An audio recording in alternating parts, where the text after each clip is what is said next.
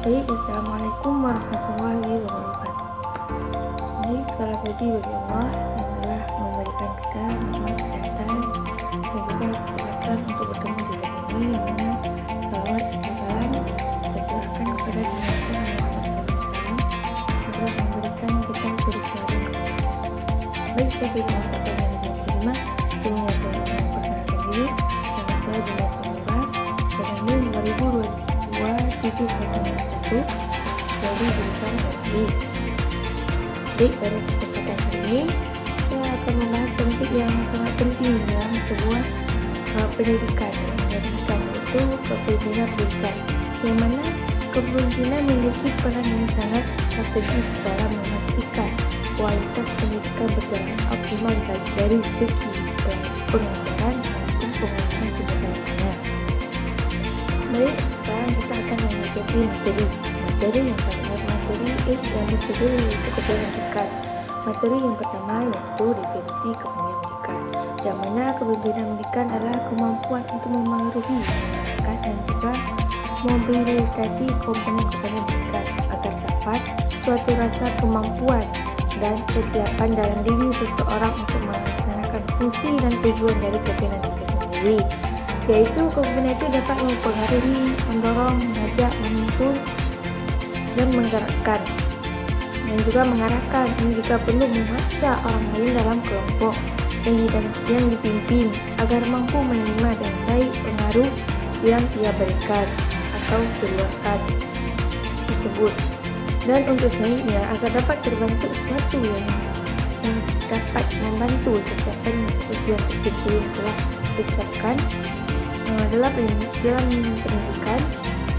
dalam mendirikan sebuah kepemimpinan yang sesuai, efektif, dan efisien, dan memakai berbagai jalan sesuai dengan tipe kepemimpinan yang digunakan saat memimpin. Nah, pembahasan yang kedua yaitu fungsi kepemimpinan pendidikan.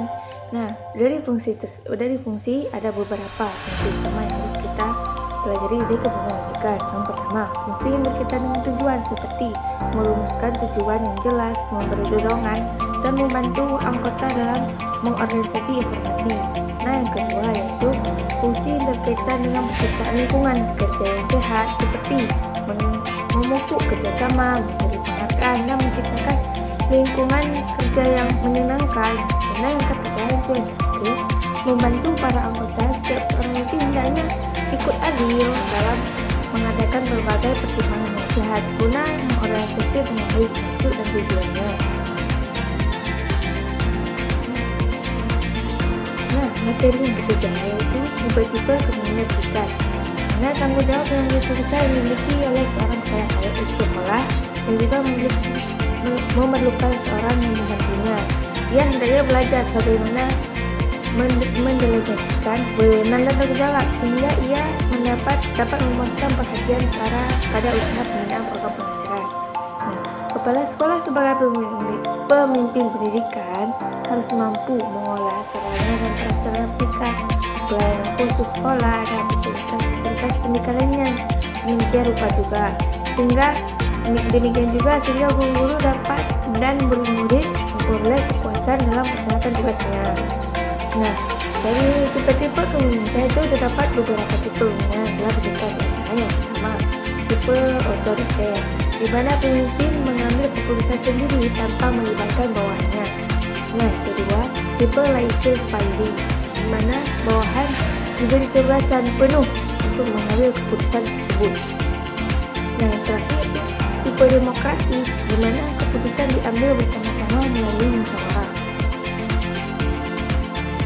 Nah, materi yang terakhir yaitu gaya kepemimpinan kepala sekolah. Nah, pengertian dari gaya kepemimpinan kepala sekolah itu kepala sekolah sebagai seorang yang diberi tugas memimpin di sekolah, bertanggung jawab atas tercapainya tujuan, peran dan mutu pendidikan di sekolahnya. Peranan kepala sekolah di suatu sekolah amatlah penting. Ia mempengaruhi segala proses yang berlangsung di sekolah, mulai dari hal yang terkecil hingga hal yang terbesar. Sekalipun pemimpin masih memberikan instruksi yang cukup besar dan menentukan keputusan, diharapkan komunikasi antara atasan dengan bawahan dan diharuskan adanya dukungan terhadap bawahan. Pemimpin hendak banyak memberi arahan dan dukungan penuh, berusaha mendengar saran, gagasan, perasaan bawahan, namun keputusan diawasi dan diambil tetap oleh pemimpin. Nah, gaya kepemimpinan sekolah itu ada terbagi menjadi dua. Yang pertama, berbentuk partisipasi dalam pengambilan suatu keputusan sama derajatnya atau seimbang antara atasan dengan bawahan. Pemimpin sama terlibatnya dengan bawahan atau bisa disebut terjun langsung ke lapangan bersama bawahannya. Nah, yang kedua yaitu perilaku delegasi, yang mana pemimpin yang bukan berarti pemimpin lepas tangan akan keputusan, namun posisi pemimpin di sini bisa dikatakan sebagai penengah pemimpin dengan bawahan, mengambil mufakat berdasarkan musyawarah bawahan dengan sesama bawahan sebelumnya. Maka berakhirnya materi yang tadi, kesimpulan dari kepemimpinan ikan yaitu kepemimpinan ikan yang efektif adalah yang mampu mempengaruhi dan melindungi seluruh komponen ikan menuju tujuan yang sama. Seorang pemimpin ikan harus mampu berkolaborasi dan juga beradaptasi dan menginspirasi rekan-rekannya atau bawahannya. Nah, sebagaimana kita temukan dalam kata pepatah, yang mana pendidikan adalah senjata yang paling ampuh untuk mengubah seluruhnya. Nah, dengan kepemimpinan yang baik, kita dapat memastikan senjata ini digunakan sebaik-baiknya untuk menciptakan generasi yang lebih baik dan juga berkarakter dan berdaya saing. Maka berakhirnya dari materi dan kesimpulan yang sudah kita dengar tadi, maka saya akhiri juga materi hari ini dengan saya mengucapkan terima kasih yang sudah mendengarkan dan juga memahaminya. Saya akhiri, wabillahi taufiq wabillahi hidayah. Wassalamualaikum warahmatullahi wabarakatuh.